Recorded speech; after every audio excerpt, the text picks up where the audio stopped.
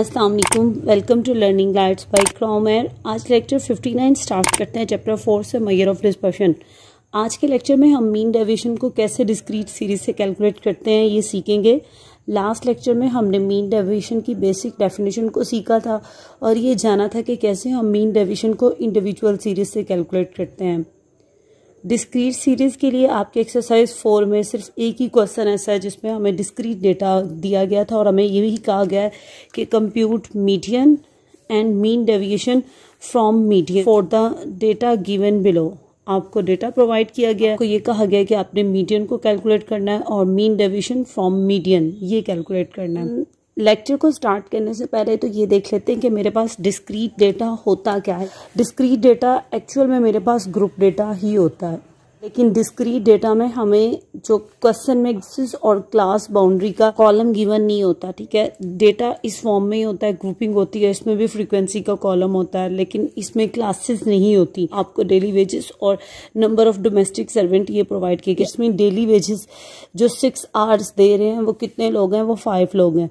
तो नंबर्स जब प्रोवाइड किए गए तो वो तो मेरे पास फ्रीक्वेंसी होती है। It's mean number of domestic servant, ये जो कॉलम आ रहा है कि मेरे पास किसका आ रहा है, ये फ्रीक्वेंसी का आ रहा है। जो डेली वेजेस का कॉलम है ये देखिए आपके पास, इसमें इसकी एक ये भी पहचान होती है कि इसमें जो विड्थ या हाइट होती है ना वो सेम होती है। देखें 6 to 8, अब देखो इनके दोनों के दरमियान 2 का डिफरेंस है और नेक्स्ट 8 और 10 के दरमियान भी 2 का डिफरेंस है। तो जो इस तरह का कॉलम हो वो मेरे पास क्या होता है, वो वैल्यूज होती हैं एक्चुअली। तो ये मेरे पास क्या कहलाएंगी, आपकी मर्जी, आप इन्हें एक्सलेट कर लो या वायलेट कर लो। मैंने इन्हें एक्सलेट कर लिया। तो होपफुली अब आप प्रॉब्लम आपकी क्लियर हो गई होगी कि डिस्क्रीट सीरीज होती क्या है। अगेन आपको बता रही हूँ, डिस्क्रीट सीरीज में मेरे पास क्लासेस या क्लास बाउंड्री या ग्रुप इसका कॉलम नहीं होता। फ्रीक्वेंसी इसमें भी आपको गिवन होती है, लेकिन फ्रीक्वेंसी के साथ आपको या तो एक्स का कॉलम दिया जाता है या आपको वाई का कॉलम दिया जाता है। क्वेश्चन के सोल्यूशन से पहले मैं आपके साथ डिस्कस करती हूँ कि मीन डेविएशन का फार्मूला होगा क्या। इंडिविजुअल सीरीज में मीन डेविएशन व्हाटएवर मीन हो, मीडियन हो या मोड हो, वो कैसे कैलकुलेट करते हैं। हम क्या करते हैं, सम अप करते हैं वैल्यूज में से। अगर मीन को माइनस करना है तो माइनस करो, मीन डेविएशन लो और इस पे एब्सोल्यूट अप्लाई करो और डिवाइड कर दो n से। ये तो फार्मूला था जब मेरे पास डेटा हो इंडिविजुअल सीरीज या अनग्रुप डेटा हो। अब हमारे पास जो आज का हमारा लेक्चर है उसमें मेरे पास डेटा कौन सा है, वो ग्रुप डेटा है। अब फार्मूला भी चेंज हो जाएगा। फार्मूला में सिर्फ माइनर सा चेंज आएगा, हम इससे भी इसी से डिनोट करेंगे। मीन डेविएशन व्हाटएवर आपने मीन से कैलकुलेट करना है, आपने मीडियन से कैलकुलेट करना है या आपने मोड से कैलकुलेट करना है। डिफरेंस सिर्फ यहाँ पे ये आएगा कि आप लिखोगे समेशन, इधर फ्रीक्वेंसी आ जाएगी। इट्स मीन जो आपने डेविएशन ली होगी उस पे एब्सोल्यूट अप्लाई करने के बाद आप उसे फ्रीक्वेंसी से मल्टीप्लाई करके सम अप करना और फिर डिवाइड कर देना n से। और n आपको पता है किसके इक्वल होता है, n तो इक्वल होता है समेशन f के, फ्रीक्वेंसी के सम के। तो ये आपके पास मीन डेविएशन फ्रॉम मीडियन का ग्रुप का फार्मूला है। डिस्क्रीट सीरीज में भी यही फार्मूला अप्लाई होगा और कंटिन्यूअस सीरीज में भी यही फार्मूला आएगा। क्वेश्चन को टेक करते हैं और कैलकुलेट करते हैं हम इसका मीडियन और मीन डेविएशन फ्रॉम मीडियन। आपको फर्स्ट पे कहा गया कि आपने मीडियन कैलकुलेट करना है। अब आप देखो इस लेक्चर में आप सीखोगे कि मीडियन को भी डिस्क्रीट सीरीज से कैसे कैलकुलेट करते हैं। चैप्टर नंबर 3 में आपके पास मीडियन का कोई क्वेश्चन नहीं था डिस्क्रीट सीरीज पे, तो इस वजह से मैंने ये टॉपिक उस टाइम डिस्कस भी नहीं किया था आपके साथ। मीडियन को भी डिस्क्रीट सीरीज से कैलकुलेट करने का फार्मूला वही है जो मेरे पास मीडियन को इंडिविजुअल सीरीज से कैलकुलेट करने का फार्मूला है। पता है मीडियन के भी 2 डिफरेंट केसेस हैं। मीडियन को कैलकुलेट करने का केस 1 आप कह सकते हो जब आपके पास नंबर ऑफ ऑब्जर्वेशन ऑड हो, तो मीडियन इक्वल होता है n+1 divided by 2th term when number of observation is odd। और केस 2 आपके पास आ जाएगा when number of observation is even। तो मीडियन का फार्मूला थोड़ा सा चेंज हो जाता है। मीडियन इक्वल हो जाता है 1/2 into n/2th term plus n+2/2th term नहीं, इन दोनों फार्मूलाज में से कौन सा फार्मूला अप्लाई होगा ये कैसे पता चलेगा मुझे फ्रीक्वेंसी का सम अप। अगर मेरे पास ऑड नंबर आ जाएंगे तो हम केस 1 वाला फार्मूला लगा देंगे, अगर मेरे पास इवन नंबर आ जाएंगे तो हम केस 2 वाला फार्मूला लगा लेंगे। तो जब मैं इन वैल्यूज को सम अप करती हूँ ना तो आप देखो ना आपके पास आंसर आ रहा है 100, और आपको पता है 100 तो मेरे पास इवन नंबर होता है। तो हम अब कौन सा फार्मूला अप्लाई करेंगे, इन दोनों में से हम ये वाला फार्मूला अप्लाई करेंगे। वी नॉट ऐड करके स्टेट करते हैं एट मीडियन इक्वल होगा half into n/2th term plus n+2/2th term bracket close. अब आप देखो हाफ यूं ही रहेगा आपके पास, नंबर ऑफ ऑब्जर्वेशन एन किसके इक्वल होगा, समेशन एफ के, जो आपके पास क्या आ रहा है 100 आ रहा है। तो जब आप 100 को 2 पे डिवाइड कर 100 + 2/2th टर्म,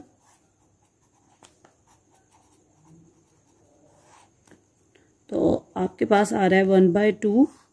100 को 2 पे डिवाइड करो तो आपके पास वैल्यू आती है 50th टर्म, और 100 + 2 आपके पास आ रहा है 102, और जब 102 को आप डिवाइड करते हो 2 पे तो आपके पास वैल्यू आ रही है 51 टर्म। करना है ये 50 टर्म और 51 टर्म आपके पास कहाँ से आती है, ये 50 और 51 टर्म आपके पास आएगी कम्युलेटिव फ्रीक्वेंसी से। इट्स मीन जो आपने नेक्स्ट कॉलम बनाना है वो आपने किसका बनाना है, आपने कम्युलेटिव फ्रीक्वेंसी का बनाना है। तो हम यहाँ पे लिखेंगे CF which is stand for cumulative frequency. Cumulative frequency में आपके पास क्या होता है, फर्स्ट फ्रीक्वेंसी आपके पास एज इट इज आ जाती है, और आप देख रहे हो कि फर्स्ट फ्रीक्वेंसी आपके पास क्या है 5 आपके पास यूं ही आ जाएगा। 5 में इनकमिंग फ्रीक्वेंसी 10 को जब प्लस करते हो 15, और जब आप 15 में इनकमिंग फ्रीक्वेंसी 18 को प्लस करते हो तो आपके पास वैल्यू आ रही है 33। जब आप 33 में 20 को प्लस करते हो तो आपके पास वैल्यू आ रही है 53। जब आप 53 में 22 को प्लस करोगे तो आपके पास जो वैल्यू आ रही है वो क्या है 75, और जब 75 में 14 को प्लस करते हो तो आपके पास वैल्यू आ रही है 89। 89 में जब 7 को प्लस करते हो तो आपके पास वैल्यू आ रही है 96। 96 में इनकमिंग फ्रीक्वेंसी 3 है, जब उसे प्लस करोगे तो आपके पास वैल्यू आ रही है 99, और जब 99 में 1 को प्लस करते हो तो आपके पास वैल्यू आ रही है 100। ये हमारा मैच कर गया। इट्स मीन होपफुली है मेरे पास कम्युलेटिव फ्रीक्वेंसी ठीक बनी है। अब आपने इस 34 से लेकर 53 तक आपके पास कौन सा नंबर रिपीट हो रहा है, 12 रिपीट हो रहा है, ठीक है। तो मैं यहाँ लिखूँ 1/2, इधर आपके पास आ गया 12। अब आपने 51 टर्म कहाँ पे लेनी है, उससे भी आपने कम्युलेटिव फ्रीक्वेंसी में चेक करना है। तो अब देखो 51 टर्म फिर इसी क्लास में लाए करिए, और इस क्लास का नंबर मेरे पास क्या चल रहा है, इस क्लास का नंबर तो 12 चल रहा है। तो आपके पास आ जाएगा 12 + 12 विच इज़ 24, और 24 को 2 पे डिवाइड करते हो तो मीडियन आपके पास आ रहा है 12। तो ये आपके पास वे था मीडियन को कैलकुलेट करने का, जब डेटा आपके पास कौन सा हो, डिस्क्रीट सीरीज हो। तो ये आपके पास मीडियन आ गया 12। अब आप क्वेश्चन में देख रहे हो आपको मीडियन तो कैलकुलेट करने को कहा है, लेकिन सेकंड पे आपको ये भी कहा है कि आपने mean deviation from median calculate करना है। तो कोई इशू नहीं है कि मीन डेविएशन फ्रॉम मीडियन, उसका फार्मूला क्या होता है, जब डेटा मेरे पास कौन सा हो, डिस्क्रीट सीरीज हो। इट्स मीन अगर मेरे पास ये 2 टेबल्स प्रोवाइड किए गए हैं तो मैंने मीन डेविएशन निकालना है, तो उसका फार्मूला है मेरे पास ये आएगा MD, बट इसके सब्सक्रिप्ट में हम क्या लिखेंगे, हम मीडियन। आप चाहो तो मीडियन के स्पेलिंग लिख दो, या आप x पे ये कर्व साइन अप्लाई कर दो। इसका मतलब ये होता है x वैल्यूज का मीडियन, जो कि इक्वल किसके आ जाएगा, इक्वल आ जाएगा, हम लेंगे summation f absolute x minus its median और डिवाइडेड बाय समेशन f। अब आपने ये कैलकुलेट करना है मीन डेविएशन फ्रॉम मीडियन को कैलकुलेट करने के लिए। अब देखो x तो आपके पास है, x curve, it's mean x का मीडियन आप कैलकुलेट कर चुके हो, जो आपके पास क्या आया 12 आया। तो अब आप देखो फार्मूले ने आपको हेल्प आउट किया, आप हर x वैल्यूज में से उसका मीडियन माइनस करो, और यहाँ पे लिख भी लो कि मीडियन किसके इक्वल है, मीडियन आपका आया 12 के इक्वल जो आपने कैलकुलेट किया है। हर x वैल्यूज़ में से 12 को माइनस करेंगे और अब आप देखो माइनस करके जो वैल्यू आए उसको क्या कंसिडर करना, एब्सोल्यूट कंसिडर करना। तो इट्स मीन नेक्स्ट कॉलम आप बनाना x में से वैल्यूज़ को माइनस करके जो आंसर आया होगा उस पर एब्सोल्यूट अप्लाई करो और नेक्स्ट देखो x माइनस मीडियन और उसकी जो एब्सोल्यूट वैल्यू आई है उसको किससे मल्टीप्लाई करना है, फ्रीक्वेंसी से। इट्स मीन ये जो कॉलम का आंसर आएगा उसे किससे मल्टीप्लाई कर दो, रिस्पेक्टिव फ्रीक्वेंसी से। तो x minus its median with absolute sign, इस कॉलम को जब मैं सम अप करूंगी तो ये मुझे न्यूमिनेटर मिल जाएगा। अगर फार्मूले को डे 1 से मैं आपके साथ डिस्कस कर रही हूँ कि अगर आपको फार्मूले की समझ आ जाती है तो फिर खुद ब खुद फार्मूला आपको हेल्प आउट करेगा कि आपने करना क्या।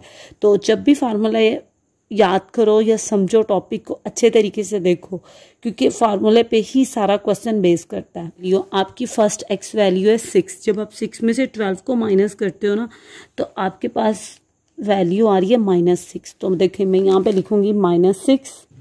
अब आप देखो आप एक साथ कैसे ही कॉलम सॉल्व करोगे। आपके पास आया है -6 पे जब एब्सोल्यूट लगाओगे तो माइनस साइन इग्नोर हो जाएगा, आपके पास वैल्यू आ जाएगी 6। और जब आप 6 को उसकी रिस्पेक्टिव फ्रीक्वेंसी से मल्टीप्लाई करते हो तो देखो 6 है तो उसकी रिस्पेक्टिव फ्रीक्वेंसी भी उसके सामने है, वो क्या है 5। तो 6 5 आर 30। तो आपके पास फर्स्ट वैल्यू आ रही है 30। अब आपके पास देखो सेकंड x क्या है 8। अब मैंने 8 में से क्या करना है, माइनस करना है 12। तो आपके पास वैल्यू आ रही है -4। इस पे एब्सोल्यूट लगाया तो 4 आ गया। अब 4 को क्या करना है, इसकी फ्रीक्वेंसी से मल्टीप्लाई करना है। तो जब मैं 4 को इसकी रिस्पेक्टिव फ्रीक्वेंसी से मल्टीप्लाई करती हूँ तो 10 4s आर 40। ठीक हो गया। अब आप देखो थर्ड भी मैं आपके सामने अप्लाई करके दिखाती हूँ। थर्ड आपके पास है 10। जब आप 10 में से 12 को माइनस करते हो तो माइनस का 2 आएगा, वो यहाँ लिख दूंगी। इसको एब्सोल्यूट कंसिडर करूंगी तो +2 आ जाएगा। +2 को जब मैं 18 से मल्टीप्लाई करती हूँ क्योंकि वो उसकी फ्रीक्वेंसी है तो 18 2s आर 36। अब आपके पास है 12। 12 - 12 तो 0 होता है, तो 0 का एब्सोल्यूट भी 0 होगा और 0 किसी से भी मल्टीप्लाई हो वट एवर, वो जितनी मर्जी बड़ी वैल्यू वो उसको भी 0 कर देगा। ठीक हो गया। अब नेक्स्ट आपके पास है 14। जब आप 14 में से उसका मीडियन माइनस करोगे तो आपके पास आ रहा है +2। +2 का एब्सोल्यूट भी +2 ही होगा। जब आप +2 को उसकी फ्रीक्वेंसी 2 से मल्टीप्लाई करते हो तो आपके पास वैल्यू आ रही है बच्चे 44। और नेक्स्ट आपके पास है 16। वैल्यू है 16। जब आप उसमें से उसका मीडियन माइनस करते हो 12 आता है। तो जब 16 में से उसका मीडियन 12 माइनस करते हो तो आपके पास वैल्यू आ रही है 4। जब आप 4 पे एब्सोल्यूट लगाते हो वो तो ऑलरेडी पॉजिटिव है तो पॉजिटिव ही रहेगा। और जब आप 4 को 14 से मल्टीप्लाई करते हो तो आपके पास वैल्यू आ रही है 56। और जब आप 18 में से 18 वैल्यू है उसमें से मीडियन को माइनस करते हो 12 तो आपके पास वैल्यू आ रही है 6। 6 ऑलरेडी पॉजिटिव है तो एब्सोल्यूट 6 का क्या होता है, 6 ही होता है। ठीक हो गया। जब आप 6 को 7 से मल्टीप्लाई करते हो तो आपके पास वैल्यू आ रही है 42। नेक्स्ट आपके पास वैल्यू है 20। जब आप 20 में से 12 को माइनस करते हो तो आपके पास 8 आ रहा है। 8 ऑलरेडी पॉजिटिव है तो 8 का एब्सोल्यूट वैल्यू भी 8 ही होगी। और जब आप 8 को इसकी रिस्पेक्टिव फ्रीक्वेंसी 3 से मल्टीप्लाई करते हो तो आपके पास वैल्यू आ रही है 24। और जब आप 22 वैल्यूज़ में से उसका मीडियन माइनस करते हो तो आपके पास वैल्यू आई 10। 10 ऑलरेडी पॉजिटिव है, एब्सोल्यूट इसको 10 ही कंसिडर करेगा। और जब आप 10 को उसकी रिस्पेक्टिव फ्रीक्वेंसी 1 से मल्टीप्लाई करते हो तो 10 1s आर 10। ये अब आपने ये सब कुछ सॉल्व कर लिया। ठीक है।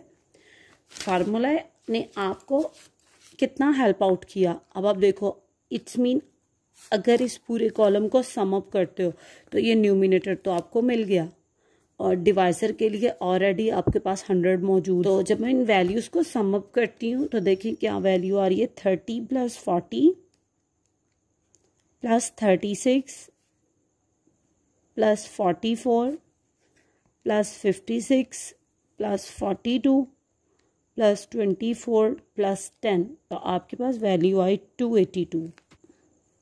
फार्मूले में ना मुझे इसके सम की नीड है ना मुझे इसके सम की नीड है, तो कोई ज़रूरत नहीं है इनको सम अप भी करने की, इसकी भी ज़रूरत नहीं है, इसको भी यूं ही ब्लैंक रहने देते हैं। यहाँ पे समेशन मेंशन कर देते हैं कि ये जो पूरी रो है वो सम की रो है, जो ऊपर मेरे पास कॉलम्स प्रोवाइड किए गए हैं मुझे। अब मीडियन तो हमने कैलकुलेट कर लिया, अब हम नेक्स्ट पे लिखते हैं फ्रॉम मीडियन किसके इक्वल होता है, वो इक्वल होता है summation F absolute values minus its median divided by summation F. तो अब आप देखो वैल्यूज़ का एब्सोल्यूट लेके जब आप फ्रीक्वेंसी से मल्टीप्लाई करते हो तो सम आपके पास आ रहा है 282। तो फार्मूले में वैल्यूज़ को सब्स्टिट्यूट करते हैं तो देखिए यहाँ पे आ जाएगा 282, और जब इसको फ्रीक्वेंसी का सम है 100 उससे डिवाइड करते हैं तो आपके पास मीडियन आ रहा है 282 को 100 पे डिवाइड करते हो, सॉरी ये मिस्टेक हो गई मुझसे, तो आपके पास आ रहा है 2.82, ये आपके पास आ गया MD फ्रॉम मीडियन। कुछ पॉइंट्स मैं आपके साथ डिस्कस कर रही हूँ। आपकी बुक के लास्ट पे मीन पेज नंबर 252 पे क्वेश्चन नंबर 4.14 का फर्स्ट आंसर यानी कि मीडियन आपके पास आ रहा है 12.7, और मेरा क्या आया, मेरे पास आंसर आया मीडियन का 12, और MD का आंसर आया बुक के लास्ट पे 86, और मेरे पास MD का आंसर आया है 2.82। ठीक है, यहाँ पे देखो, यहाँ पे तो स्लाइड सा डिफरेंस है, बुक के लास्ट में 2.86 है और मेरे पास आंसर आया 2.82। हाँ, मीडियन का काफ़ी डिफरेंस आ रहा है, लेकिन इसके लिए मैं आपके साथ एक पॉइंट डिस्कस कर रही हूँ जो कि आपकी ही बुक पे लिखा हुआ है, ठीक, पेज नंबर 66 पे। In case when data is discrete, कि जब डेटा आपके पास डिस्क्रीट हो बट ग्रुप, वो तो हमें पता है कि ग्रुप डेटा डिस्क्रीट भी हो सकता है और कंटिन्यूस भी हो सकता है। तो नेक्स्ट आपको कह रहा है the median is calculated by using the formal definition of median, कि आपने मीडियन को कैलकुलेट करने के लिए फॉर्मल डेफिनेशन अप्लाई करनी है। और आपको पता है फॉर्मल डेफिनेशन कौन सी होती है, फॉर्मल डेफिनेशन तो ये वाली होती है, ये दो। तो मैंने भी इसी तरह मीडियन को कैलकुलेट किया, तो मुझे लगता है कि जो ये वे है मीडियन को कैलकुलेट करने का वही ठीक है, क्योंकि डेफिनेशन में हमें ये चीज़ बताई हुई, हमने खुद से फार्मूला अप्लाई नहीं किया। तो अगर आप चाहते हो कि मैं आपको 12.7 वाला आंसर ला के दिखाऊँ, मुझे कमेंट सेक्शन में बताना, तो इंशाल्लाह मैं आपके साथ वही पैटर्न यूज़ करूँगी जो आपके पास की बुक्स में आ रहा है या आपको कोई आपके टीचर्स ने करवाया है। तो इसके साथ आज का हमारा लेक्चर फिनिश होता है। लास्ट पे आप सबसे रिक्वेस्ट है, प्लीज़ चैनल को लाइक और सब्सक्राइब करें, अपने दोस्तों के साथ शेयर करें, अपना ख्याल रखिएगा। अल्लाह हाफिज़।